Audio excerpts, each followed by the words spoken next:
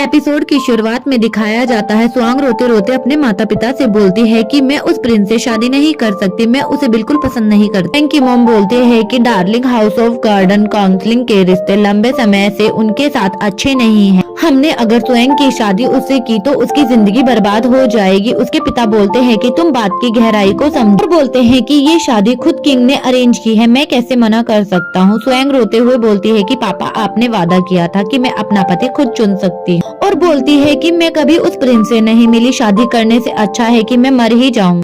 तभी उसकी मॉम उसके पास आती है और बोलती है कि स्वयं ऐसा मत बोलो और रोना बंद करो बेटा, तक मैं जिंदा हूँ तब तक मैं तुम्हें कुछ नहीं होने दूंगी। और वो अपने पति से बोलती है कि इसके अलावा कोई और उपाय नहीं है क्या? उसके पति बोलते हैं कि और कोई चारा नहीं दिख रहा है, इसे उससे शादी करनी ही पड़ेगी। अगर हमने शादी के लिए मना किया तो हमारा पूरा हाउस ऑफ गार्डन काउंसलिंग भगवान को प्यारा हो जाएगा। पापा बोलते हैं कि स्वयं अब तुम बड़ी हो गई हो, ये तुम्हें हमारे लिए करना ही होगा, फिर चाहे कुछ भी हो जाए। स्वयं अपने पापा का पैर पकड़कर बोलती है कि पापा प्लीज, मैं उस नल्ले से शादी नहीं कर सकती। रोते रोते बोलती है कि पापा, मैं तुम्हारी एकलौती बेटी हूँ, तुम मेरे साथ ऐसा नहीं कर सकते। अगर मैं यहाँ नहीं रही तो आपका ख्याल कौन रखेगा और आपको प्यार कौन करेगा? उसकी मॉम बोलती है कि ये हमारी एकलौती बेटी है। तभी उसके पिता बोलते हैं कि तुम स्प्लिट क्राउड माउंटेन वाली बेटी की बात कर रही हो, इसकी सजा हमारे पूरे खानदान को भुगतनी होगी।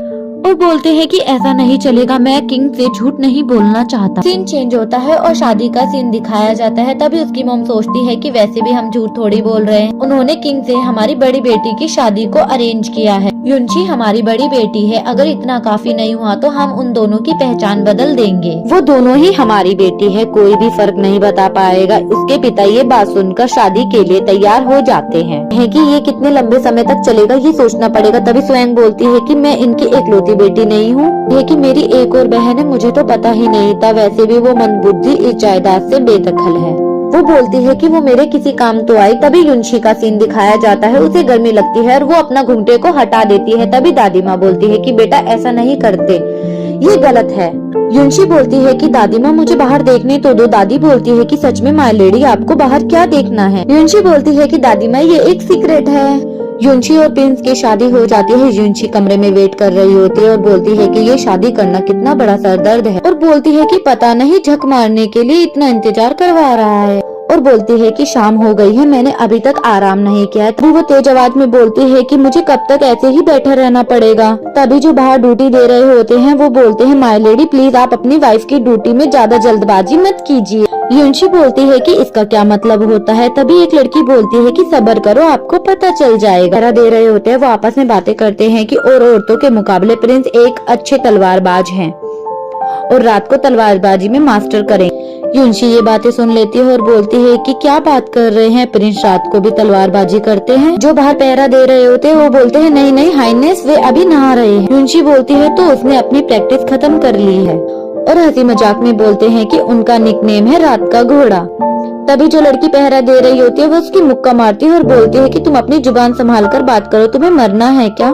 तभी युनशी को अचानक से याद आता है और वो बोलती है कि मैं शादी का ये वाला पार्ट कैसे भूल सकती, और बोलती है कि मैंने तो स्वांश की जगह शादी की है, मुझे सच में इसका सामना करना पड़ेगा। आता है और बोलता है कि मुर्गा तैयार है। बाहर के पहरेदार बोलते हैं हाँ मैंने मुर्गे को अच्छे से तैयार किया है। युनशी ये बातें सुनकर घबरा जाती है। पहरेदार पूछता है कि आपने क्या करने का सोचा है? कि आज रात को हम शुरू में ही पहले ड्रैगन्स और मोती का खेल खेलेंगे। युनशी ये सुनकर छुपने की कोशिश करती है और वो एक टेबल के नीचे छुप जाती है। इसकी बातें सुनकर युनशी बोलती है कि साला हब्सी कहीं का, अगर उसने मुझे छुआ भी तो मैं उसे जिंदा गाड़ दूंगी। बोलता है कि आखिरकार मैं इस चिकन के साथ में एक स्वादिष्ट सूप बनाऊंगा। युनशी ये बात सुनकर टेबल के बाहर से झांकती है तो प्रिंस रूम के अंदर आ जाते हैं। प्रिंस बोलते हैं कि मैं तुम्हें कुछ बताने के लिए आया हूँ। वो बोलता है कि अगर राजा का हुक्म ना होता तो मैं यहाँ पर पैर भी नहीं रखता। आउटेन साला हराम का पिल्ला, उसे क्या लगता है वो मुझे मजबूर कर सकेगा सिर्फ सपने। और बोलता है कि तुम एक प्यादे से ज्यादा और कुछ नहीं हो, ध्यान से सुनो, सिर्फ नैन क्वीन ही मेरी प्रिंसेस बनने के लायक। तुम्हें छुपना इतना ही पसंद है तो तुम छिपी रहो, सही है, मुझे भी तुम्हें देखने का कोई शौक नहीं है। और वहाँ से चला जाता है और बोलता है कि उसकी मेड को भेजो, वो इसकी मदद करेगी। और बोलता है कि उसे दूसरी जगह भेज दो। उसके पहरेदार लड़की के पास आते हैं और बोलते हैं कि आप चिंता मत करो माय लेडी। बोलते हैं कि हाइनेस जरूर उन्होंने आज पूरी बोतल पी ली होगी। युनशी बोलती है कि उसने क्या कहा? उसने मुझे सिर्फ एक प्यादा बताया है कि मैं बहुत ज्यादा खुश हूँ। खुशी में वो डांस करने लगती है और बोलती है कि मुझे अब घोचू राजा को खुश करने की जरूरत नहीं है और मुझे चिंता भी नहीं करनी। इस बात मॉम मैं बहुत ज्यादा खुश हूँ, अब मैं इस घटिया जगह को छोड़ सकती हूँ। ये सब देखकर पहरेदार बोलते हैं कि शायद ये बावली हो गई है इस सदमे से, और वो दोनों बोलते हैं कि हाइनेस हम अभी आते हैं, और वो वहाँ से चले जाते हैं। युनशी बोलती है कि मुझे लगा था कि मैं यहाँ पर बहुत ज्यादा बुरी तरीके से फंस जाऊंगी। मैंने कभी सोचा नहीं था कि मेरी इतनी खुली हुई किस्मत होगी कि मुझे इतना अच्छा मौका मिल जाएगा। जब तक मैं अपने ग्रैंड काउंसलिंग के घर में नहीं हूँ मैं तो मौज में हूँ। कि महल में जाते हुए बोलती है कि स्प्लिट क्लाउड माउंटेन जितनी ज्यादा अच्छी तो नहीं है, पर मैं इसे 10 पॉइंट तो दे ही सकती हूँ। युनशी को दूसरी जगह ले जाया जाता है। जब दरवाजे का ताला खुलता है और युनशी देखती है तो वो बोलती है कि उसकी माँ की ये साला प्रिंस कहीं का, और बोलती है कि यहाँ पे तो इतनी अच्छी अच्छी जगह है, मुझे यहाँ पर क्यों रहना पड़ रहा है, ये तो वहाँ पर कोई नहीं होता है। मेड भी बोलती है कि माय लेडी मैं चलती हूँ, बाय बाय। युनशी गुस्से में बोलती है कि घंटे का प्रिंस मेरे जैसी अबला बेचारी लड़की को यहाँ वो अकेले छोड़ गया, साला गधा कुत्ता कमीना बेश। युनशी बोलती है कि मैं स्प्लिट क्लाउड माउंटेन में जंगलियों की तरह बड़ी हुई हूँ, मैं उसे दिखा दूंगी कि मैं कौन लड़की हूँ। देखो मैं इस जगह को एक झटके में कैसे साफ करती हूँ। वो एक टेबल को उठाने की कोशिश करती है पर उठा नहीं पाती और बोलती है कि हाय रामा ये कैसे शर्मनाक तरीका, मैं ये अकेले नहीं कर पाऊंगी, मेरे पास अब कोई और चारा नहीं है, मुझे लगता है अपने सर्वेंट को बुलाना ही पड़ेगा।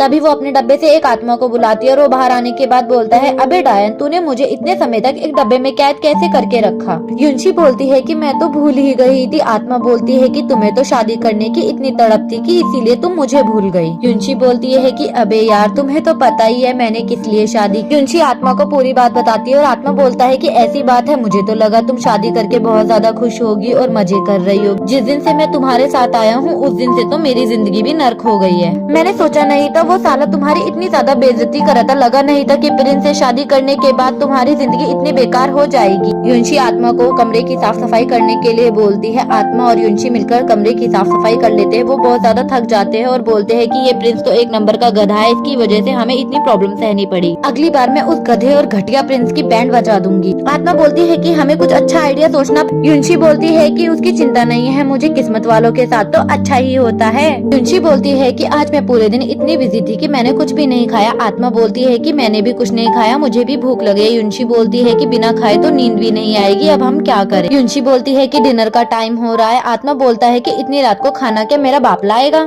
युनशी और आत्मा मिलकर किचन को ढूंढ लेती है। युनशी आगे निकल जाती है और आत्मा पीछे रह जाती है। युनशी बोलती है कि आवाज मत करो वरना हम पकड़े जाएंगे। वो पीछे मुड़ के देखती है तो वहाँ पर एक लड़का होता है। वो लड़का उससे पूछता है कि तुम कौन हो और यहाँ पर क्या कर रही हो। लड़की बोलती है कि तुम बताओ तुम कौन। का बोलता है कि मैं यहाँ का गार्ड हूँ और बोलता है कि तुम चोर हो, और उन दोनों के बीच में फाइट शुरू हो जाती है। युनशी बोलती है कि लगता है ये मार्शल आर्ट में बहुत अच्छा है। युनशी बोलती है कि मैं चोर नहीं हूँ और वो युनशी को पकड़ लेता है। युनशी आत्मा को बुलाती है और बोलती है कि कहाँ रह गया, जब इसकी जरूरत होती है तभी ये कमबख्त गायब हो जाता है। युनशी को अपने मास्टर की बात याद आती है और वो स्मोक करके वहाँ से भाग जाती है। तभी वहाँ पर पहरेदार आते हैं और बोलते हैं कि हाइनेस आपको क्या हुआ। राजकुमार बोलता है कि स्मोक की वजह से मैं कमजोर हो रहा हूँ। युनशी भागते भागते सोचती है कि मुझे किसी पर निर्भर नहीं होना है, मैं खुद से आत्मनिर्भर बनूंगी, मैं सब कुछ खुद ही करूंगी। मैं किस्मत पर भरोसा नहीं करती हूँ, मैं अपनी किस्मत को खुद लिखूंगी। और वो अपने रूम के पास पहुँच जाती है। बाहर बैठकर वो सोचती है कि अब मैं क्या करूँ, मुझे भूख भी लग रही है। तभी उसके ऊपर वहाँ का साइन बोर्ड उतरकर गिर जाता है। युनशी बोलती है कि मुझे बचाओ, कोई मेरी मदद करो, इसे हटाओ।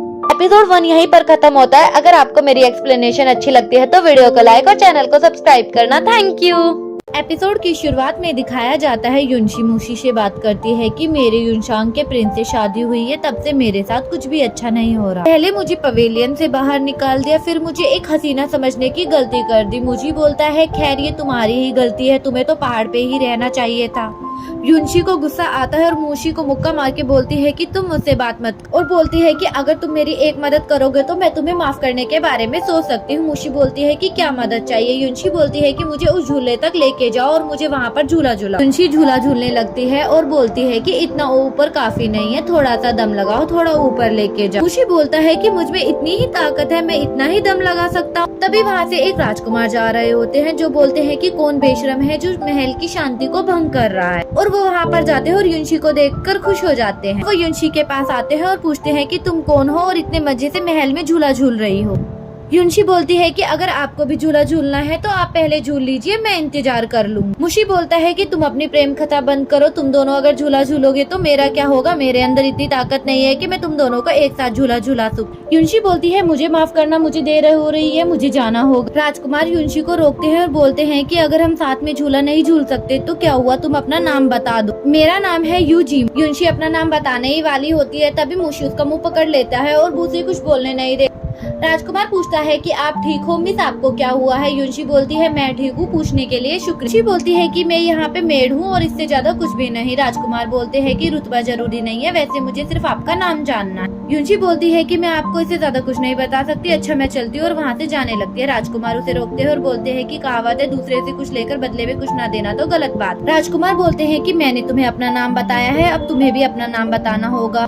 युनशी वहाँ से चलने लगती है। राजकुमार देखते हैं और उससे जबरदस्ती उसका नाम पूछने लगते हैं। युनशी को गुस्सा आता है, वो राजकुमार को उठाकर पटक देते। पहरेदार जिम्बो को बाहर रोक लेते हैं और बोलते हैं कि अंदर प्रिंस नहा रहे हैं, आप अंदर नहीं जा सकते। जिम्बो बोलता है कि मैं उसका भाई हूँ और मुझे अंदर जाने दो। जिम्बो अंदर आ जाता है और प्रिंस पूछते हैं कि तुम यहाँ क्या कर रहे हो। जिम्बो बोलता है कि मेरा भी नहाने का मन हो रहा है, इसलिए मैं यहाँ पर आया हूँ। जिम्बो बोलता है कि मेरी कमर अकड़ रही है, मेरी पीठ भी दर्द कर रही है, मुझे पानी की ठंडक चाहिए।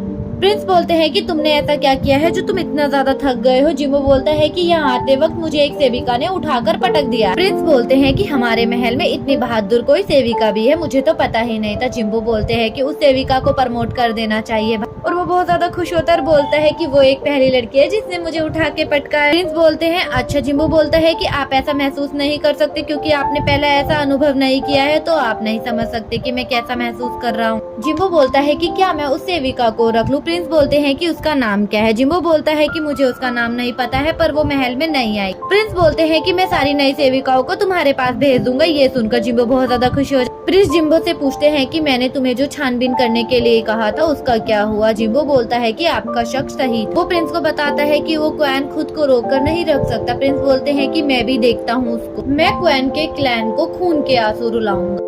जिम्बो बोलता है कि इसमें तो तुम्हारी प्रिंसेस भी शामिल होगी। प्रिंस ये सुनकर वहाँ से चला जाता है और जिम्बो बोलता है कि ये तो बहुत दुख की बात। युनशी बगीचे में खुश होकर गाना गाते हुए डांस करते हुए बहुत ज्यादा खुश हो रही थी, तभी उसे एक आवाज सुनाई देती है और वो दरवाजे की ओर बढ़ने लगती है। वहाँ जाकर देखती है तो वहाँ एक घोड़ी होती है, वो उसे देखकर डर जाती है और बोलती है कि तुम एक इंसान। युनशी और घोड़ी बहुत अच्छे दोस्त बन जाते हैं। घोड़ी उसे बताती है कि कुछ समय पहले प्रिंस मुझ पर खुशी से पूरा दिन सवारी किया करते थे और आजकल तो वो महीनों तक मेरी तरफ देखते ही नहीं। युनशी उसकी कमर पर हाथ फेरकर बोलती है कि वो तो एक गधा है, उसे तो देखकर मुझे भी गुस्सा आता है। उसे भूल जाओ, वो नमूना तुम्हारे लायक नहीं है, तुम्हें वो पसंद भी क्यों है, और तुम कोई और दूसरा घोड़ा देख लो। घोड़ी बोलती है कि मुझे कोई दूसरा घोड़ा मिलता ही नहीं और जो मिलता है वो टिकता ही नहीं। युनशी बोलती है कि चिंता मत करो, अब से तुम मुझे पसंद हो, चलो अब से हम साथ में घूमें। युनशी बोलती है कि तुम्हारा नाम क्या है। घोड़ी बोलती है कि मेरा नाम सक्कुबस है और ये मुझे एक धोखेबाज जैसा लगता है, मैं मैडम को ये नाम नहीं बताना चाहती, अब मैं उनसे ये बात कैसे। अभी युनशी बोलती है कि तुम्हारा नाम पहले क्या था वो मतलब नहीं करता, जरूरी है कि अब तुम्हारा नाम क्या होगा, और वो उसका नाम सोचने लगती। युनशी बोलती है कि मैं रात्रि की देवी, आज से तुम्हें नया नाम देती हूँ, तुम्हारा नाम है जूली। घोड़ा बोलता है तो क्या तुम मेरी रोमियो बनो।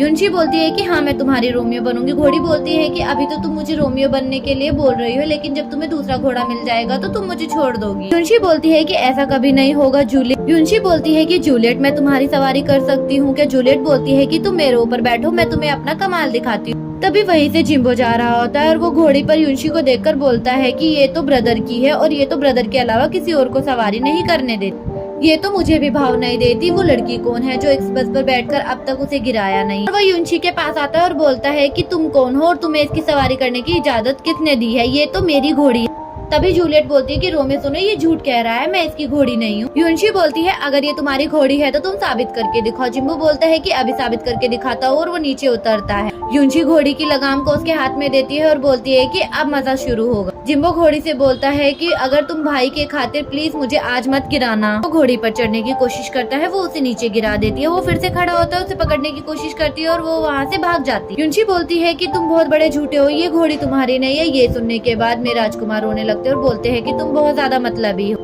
ये देखकर युनशी बहुत ज्यादा खुश होती है। जिम्बो बोलता है कि अगर तुम मेरे साथ ऐसा करोगी तो मैं अपने भाई को बता दूँ। युनशी जिम्बो के पास आती है और उसे अपना हाथ देकर बोलती है कि लो पकड़ो मेरा हाथ और उठ जाओ, मैं जूलियट की सवारी करना तुमको सिखा दूंगी। सीन चेंज होता है। युनशी अपने रूम में आती है और बोलती है कि आज मैं बहुत ज्यादा थक गई हूँ, मुशी खाना लेकर आओ। मुशी बोलती है कि वेलकम बैक। युनशी बोलती है कि दिन भर घोड़े पे बैठ बैठ कर मैं थक गई हूँ। युनशी बोलती है कि खाना खोजने में मेरी मदद करो। मुशी बोलती है कि भाड़ में जाओ, मैंने थोड़ी तुम्हें घुड़सवारी करने के लिए बोला था। युनशी को एक आवाज सुनाई देती है। युनशी बोलती है कि मुशी ऐसा मत करो, मैं बहुत ज्यादा थकी हुई हूँ। मुशी बोलता है कि मैं नहीं। युनशी बोलती है कि तुम नहीं हो तो कौन है। तभी एक आत्मा युनशी और मुशी को डराने के लिए आती है, लेकिन वो उनसे डरते नहीं और उसको मुक्का मार के नीचे गिरा देते हैं। बाद में वो उसकी गर्दन पकड़कर बोलती है कि बताओ तुम कौन हो और तुम्हारा नाम क्या है। आत्मा बोलती है कि मैं एक सैसे में हूँ और मैं एक लाचार भूत हूँ और अकेला भी हूँ। युनशी बोलती है ठीक है, मैं तुम्हें माफ कर दूंगी, लेकिन तुम्हें आज से हमारे खाने पीने का ध्यान रखना होगा। तभी शीश में बोलती है कि कोई दिक्कत नहीं है, मैं तुम्हारे लिए खाना भी लेकर आऊंगा और बाद में तुम्हारी मालिश भी कर दूंगा। युनशी बोलती है कि चलो काम पे लग जाओ। शीश में उनके लिए बहुत सारा खाना ले आते हैं और वो दोनों खाना देखकर बहुत ज्यादा खुश हो जाते हैं। मुशी बोलते है कि तुम इतनी गड़बड़ करती हो फिर भी तुम्हारे साथ सब सही हो रहा है। युनशी अपने पिता से बोलती है कि मैं अपनी मेड और अपनी आंटी को अपने साथ में लेकर जाऊंगी। तभी उसकी वाइफ बोलती है कि डार्लिंग आप इसे इजाजत नहीं दे सकते, ज्यादा लोग यानी ज्यादा खतरा। इन्होंने जीवन भर का कॉन्ट्रैक्ट साइन थोड़ी किया है, अगर तुम्हें ये चाहिए तो तुम्हें इनके कर्जे के पैसे देने होंगे। युनशी की एक मेड बोलती है कि आप हमारी फिक्र मत कीजिए, हम यहाँ पर बहुत समय से काम कर रहे हैं, वो हमें अच्छे से रखेंगे, प्लीज आप हमारी फिक्र मत कीजिए। युनशी की आंटी बोलती है कि वक्त मिलने पर आप हमसे मिलने आ जाइए। युनशी की आंटी की तबीयत खराब होती है और मेड भी बहुत ज्यादा परेशान होती है। युनशी ऐसा सपना देखकर अचानक उठ जाती है और बहुत ज्यादा घबरा जाती है। मुशी और सेश्मी उसके पास आते हैं और पूछते हैं कि आपको क्या हुआ है। युनशी मेड बताती है कि मैंने एक बुरा सपना देखा है कि आंटी और क्यूंग के साथ में बहुत ज्यादा बुरा सलूक हो रहा है। तभी शीश में बोलता है कि फिक्र मत करो मैडम, युनशी सपना हकीकत से उल्टे होते हैं। युनशी बोलती है कि मुझे बहुत ज्यादा उन दोनों की फिक्र हो रही है। तभी मुशी बोलता है कि तुम्हें यहाँ बोरियत नहीं लगती, इस जगह किसी को तेरी फिक्र नहीं। चलो यहाँ से भाग जाते हैं, छुपके से उनसे मिलकर आ जाते हैं। युनशी बोलती है मैं भी यही सोच रही थी, जो करना है वो अभी करना होगा। सीन चेंज होता है और प्रिंस का सीन दिखाया जाता है। जिम्बो प्रिंस के पास आता है और बोलता है कि तुमने मुझे मेरी मनपसंद सेविका नहीं दी है। प्रिंस बोलते हैं कि तुम्हारी मनपसंद सेविका। जिम्बो रोते रोते बोलता है कि मुझे वो सेविका चाहिए जिसने मुझे पटका था, प्लीज भैया आप मेरे लिए उसे ले आओ। और बोलता है कि उसकी खूबसूरती देखकर आपने उसे अपने लिए ही रख लिया होगा। जनरल जुआनो और मैं पश्चिम कबीले की बातें कर रहे हैं। जिम्बो बोलता है कि पश्चिम कबीले की, पर पिताजी ने तो ये मामला क्वैन को सौंपा है। बोलते हैं कि तुम्हें भी पता है। जिम्बो बोलता है हाँ मुझे पता है, पश्चिम कबीले के हाल में ही ज्यादातर हरकत कर रहे हैं। क्वैन और पश्चिम कबीले के तो संदेशजनक रिश्ते बन रहे हैं। युनशी का सीन दिखाया जाता है। युनशी मार्केट से जा रही होती। एपिसोड 2 यहीं पर खत्म होता है। अगर आपको मेरी एक्सप्लेनेशन अच्छी लगती है तो वीडियो को लाइक और चैनल को सब्सक्राइब करना। Thank you.